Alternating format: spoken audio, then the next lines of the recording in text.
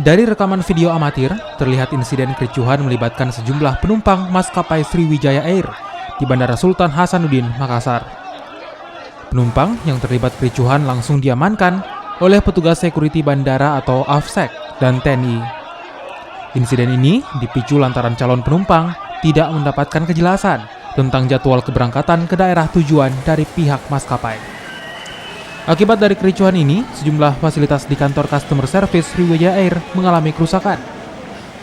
Dari kejadian ini, 4 orang penumpang yang terlibat kericuhan telah berdamai dengan pihak maskapai dan pengelola bandara. Sementara, kerusakan yang terjadi dibebankan ke 4 orang tersebut untuk dilakukan ganti rugi. Kalau dilihat kerugiannya seperti berapa kerugiannya? Kalau kerugiannya materialnya sih tidak terlalu mahal, Pak. Kurang lebih sekitar 900.000 biaya dari kaca. Pak, kasusnya sendiri Pak gimana nih Pak? Berujung damai atau gimana nih Pak? Kalau untuk kasusnya, alhamdulillah kita berujung damai. Jadi sama dua pihak saling memaafkan dengan dalam artian begini. Permintaan maafan itu bersyarat dalam artian dia juga membuat suatu pernyataan permintaan maaf ke Sriwijaya dan pihak